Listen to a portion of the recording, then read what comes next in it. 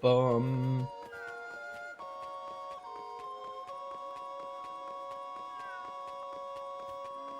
I'll be down to talk about it during the Pokemon stream tomorrow because I think I'm doing Pokemon tomorrow.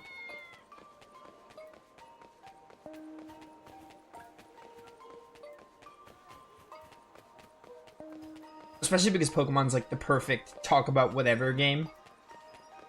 It's like the best game to go off tangents on because it's Pokemon.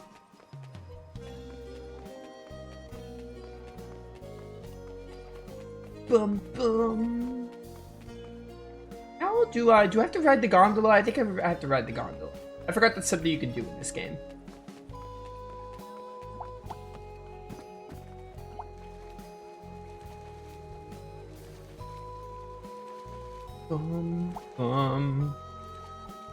I'm here now.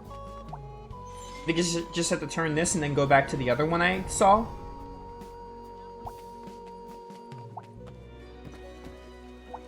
Hour and 50? Yeah, so basically 2 hours. By the time I watch the post-credit scene, yeah, like 2 hours. It's a 2-hour movie, let's just say. Round it to 2 hours.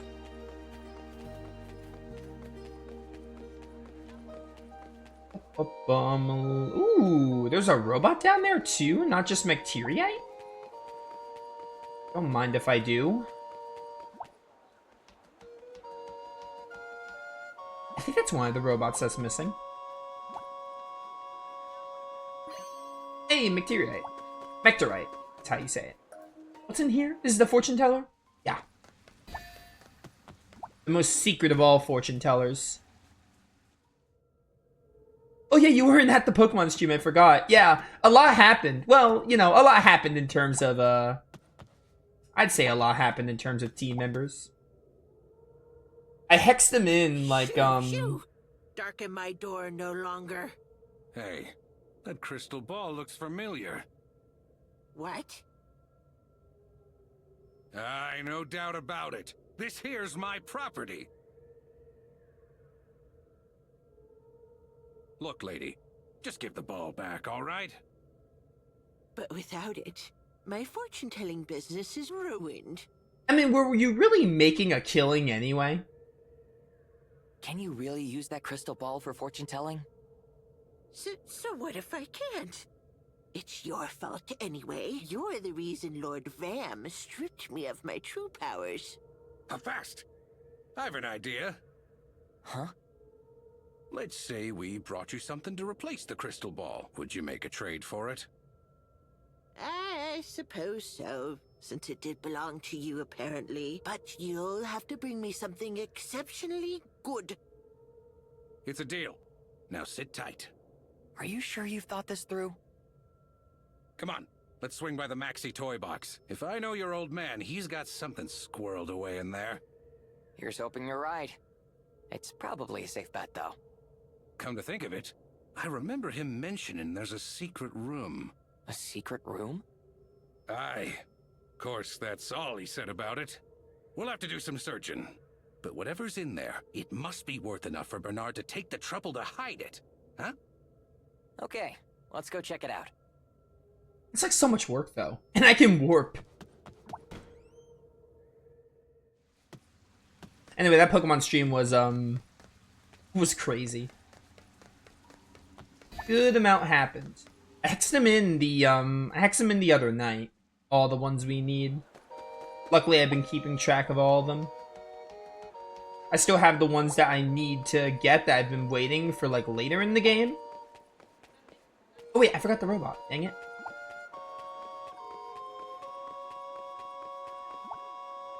Pokemon playthrough's pretty fun, though. I'm definitely gonna...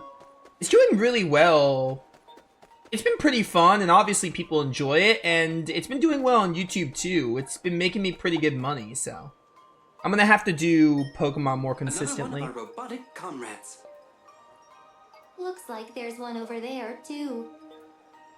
Okay, let's take our friends back to the base. Need like 8 more of these or something?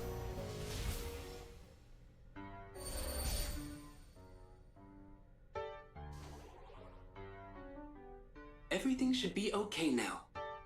We found you. We found you. thank you for saving me from the canal, and not a moment too soon. Swimming is beyond the range of my operational parameters. I hope this will help you find our friends. We are counting on you. Anima Globe. Yo, Anima from Don't FF10. worry. I assure you that we will locate our missing comrades. How many more do I need? Does it tell me? Oh, 8 robots located. A harbor. That is worrisome. We must find them quickly. Or else. On the one hand, harbor could be like any harbor, but in hindsight, this game does not have many locations. So like when you really think about it, like looking for things, it's not very difficult. And now that I think about it, the game not having many locations might have been a limitation of being a mobile game. Like there aren't many locations in this game, so it should be easy to narrow down what harbor that is. Anyway, let's go to the Maxi Toy Box and get that quest done. Yeah, we are going down to 1 Pokemon per stream because it would just be way too many if I didn't do that. Maxi Toy Box.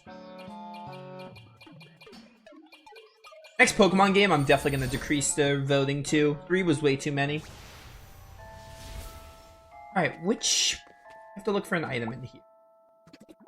Secret room, probably in here, maybe? Yeah, this looks secret. A study.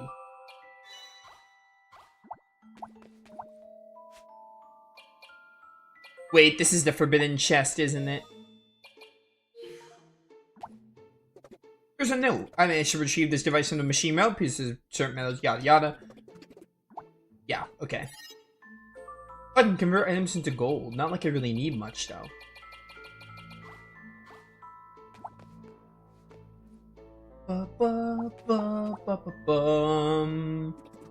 Appears to be a compass. What other quest do we have to do? Golden Survival's 41. We definitely don't want to do it, especially if we can't even do this one. The thing is, I'm not under-leveled for this one. I do not think I'm under-leveled for this. It's just a really annoying fight.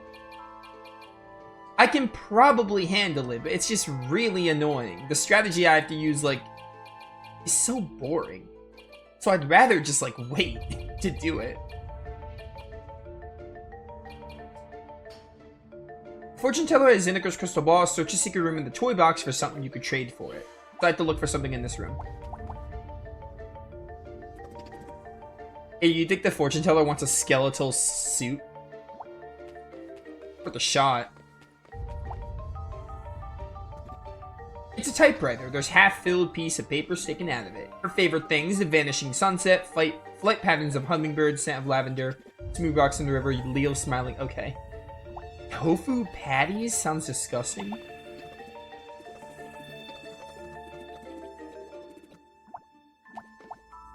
I wonder if that was a love note from What's-Her-Face, the Tri-Star woman.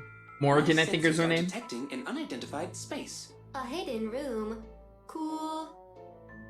Hidden room? Did Dad have a secret room here?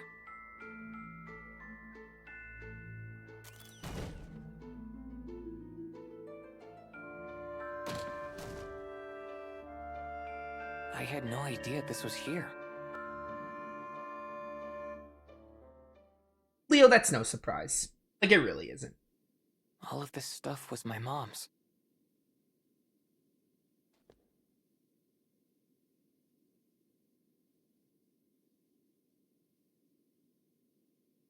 That was hers.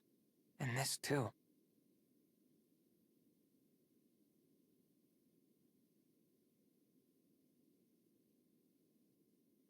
When I was a kid, if I saw one reminder of Mom, I couldn't focus on anything else.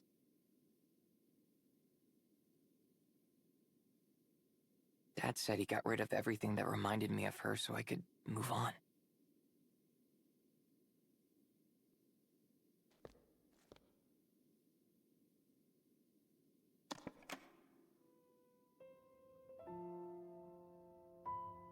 It's a recording device. That's Mom playing piano. Dad must have recorded it.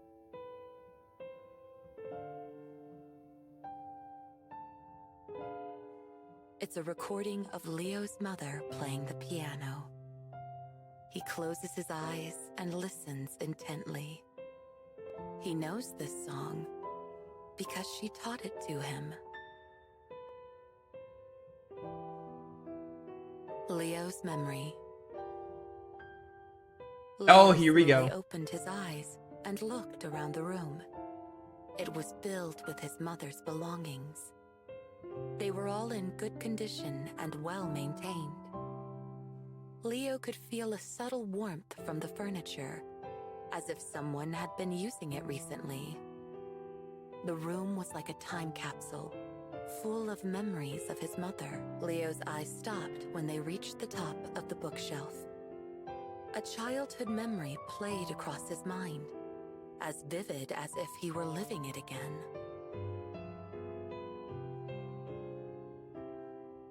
Look, darling. Look how he laughs when he hears the sound. Desena gently rang an orange, fish-shaped toy bell. Clang, clang. Its gentle timbre filled the air. Man, I would hate having to read these. I'm so glad there's voice acting. Young Leo broke into peals of laughter beside his mother. Desena shook the fish left and right around his smiling face. Leo's gaze followed its every movement as he reached for it with his hands. My turn! Desena placed the toy fish into Leo's outstretched hands. Try ringing it, but be gentle. The toy was nearly too big for young Leo's hands, but he joyfully held it up to his ear and shook it all the same. He grinned as the bell clanged again. Bernard looked up from his half-read research documents to watch his wife and son playing with the fish. At the sound of their laughter, he couldn't help but smile himself. The sound echoed clearly in Leo's memory. Just as vividly as he could hear it, he also saw his mother and father's smiling faces. In this room, there had been family. There had been laughter and comfort. Leo looked around the room once more. If taking the fish in his hands awakened such memories, perhaps other objects would have the same effect. He reached for a book on the shelf. Percy Jackson? Oh, no. Crying Sun. Sure enough, on the cover was an illustration of a large sun with tears falling from one eye. Leo gently opened the picture book. As the pages rustled under his fingertips, he looked back over doodles he'd made in the margins years and years ago. Leo? Come on, Leo. Time for bed. At the sound of his mother's voice, Leo ran right for the bookshelf. Read it! Read it! Again? Are you sure? Yeah! But I read you this book last night, and the night before, and 5 times last week. How about a different book tonight? I want this one! Okay then. The Crying Sun it is. I like the sun. You know what? I'm pretty fond of it myself. Desena tucked Leo into bed and opened to the first page. The sun sucks. I'm a moon boy. Lunatone better than Soul Rock. The big sun above lights the ground with his love. In this story, the sun and the ground are good friends, but they're too far apart to play together.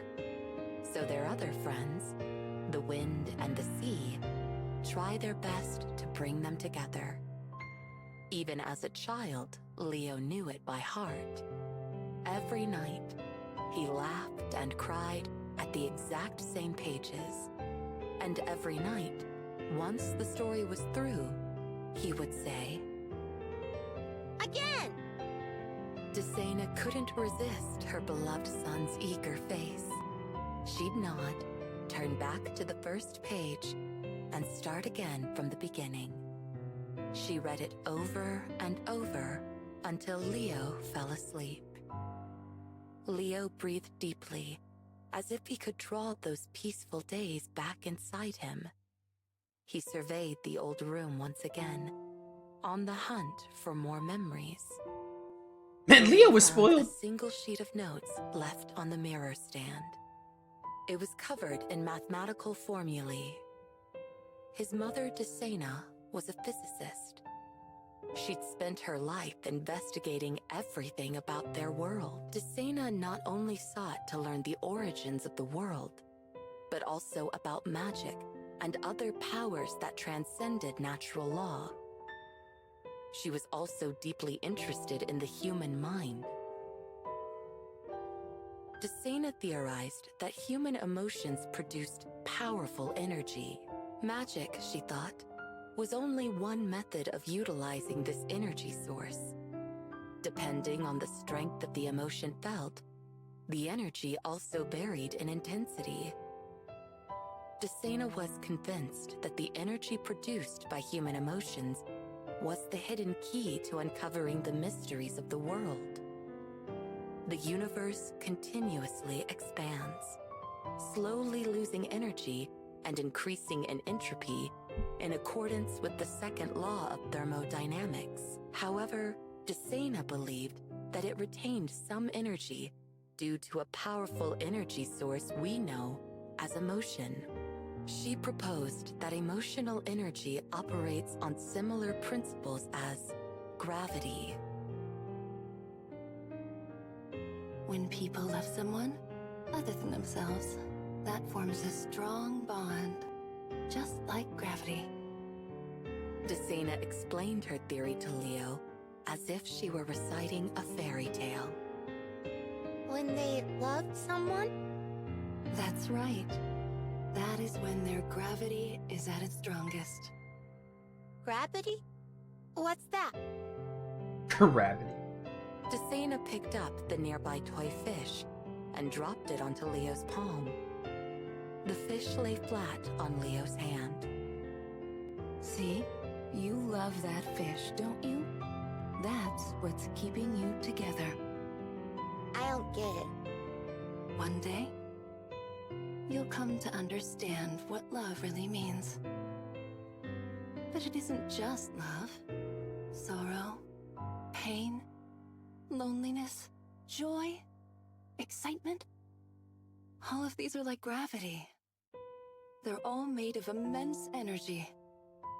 They are the glue that holds our universe together. Immense energy? That's right. Just giving off that energy may be our role in the universe. Almost. But it's not enough just to love. You must learn to love with all your heart. I already do, Mom. I love you with my whole heart. I know you do, Leo. I love you too. The gravity between you and me is very, very powerful, Leo. That's why I'll never leave you. Yeah. Desena's comforting words rebounded in Leo's memory. You will always be in my gravitational field. Length aside, that was I've really heard cute. that before. You played it on the piano on the Uzra. Where'd you come from, Kina? That's the one. My mom used to play it for me all the time. I begged and begged until she taught me how to play it too.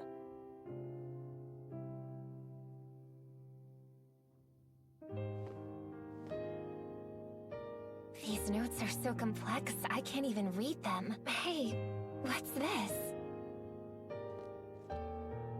You are always in my gravitational field. Mom used to say it a lot. Her theory was that human emotions, especially love, work like gravity. Gravity. That toy fish is horrifying. It's just staring into my soul.